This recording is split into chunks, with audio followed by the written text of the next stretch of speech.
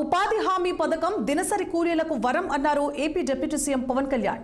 ఉపాధి హామీ పథకం రాష్ట్రాభివృద్ధికి వెన్నెముకగా మారిందన్న పవన్ సుమారు 75 లక్షలకు పైగా కూలీలు సొంత గ్రామాల్లోనే ఉపాధి పొందుతున్నారని తెలిపారు.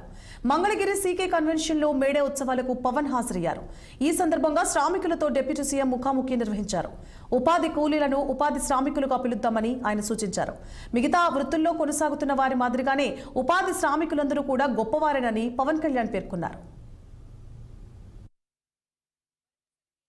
నాకు ఆ శ్రమ విలువ తెలిసిన వాడిని అంటే మన కండ కరిగించేవాళ్ళే కనుక లేకపోతే, రక్తం ధారబోసేవాడు లేకపోతే ఎత్తైన కట్టడాలు ఎన్నైనా కట్టలేం, పచ్చదనం ఉండదు, హరితహారాలు చేయలేం, లేదంటే గ్రీన్ రెవల్యూషన్స్ రావు.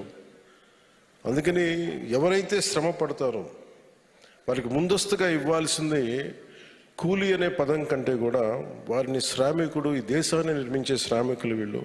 అందుకని మొన్న మీటింగ్లో కూడా ప్రత్యేకించి ఈ రోజు నుంచి ముఖ్యంగా మీడియా వారికి కూడా విత్ ఇన్ డిపార్ట్మెంట్ మేమందరం చేస్తాం.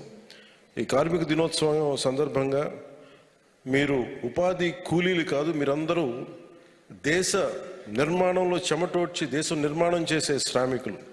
అందువల్ల ఈ రోజు నుండి మిమ్మల్ని ఉపాధి శ్రామికులుగానే పిలుస్తాం.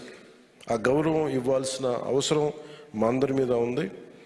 ఎందుకంటే ఏ పని చేసినా చాలా చిన్నతనంగా ఉంటుంది. ఒక ఇంజనీరే గొప్పవాడా, ఒక సైంటిస్టే గొప్పవాడా, ఒక డాక్టరే గొప్పవాడా, చెమటూడ్చి పనిచేసే శ్రామికుడు గొప్ప. అది నేను తగ్గించడం నాకు ఎప్పుడు ఇష్టం ఉండదు. డిగ్నిటీ ఆఫ్ లేబర్ లేదు మన దేశంలో.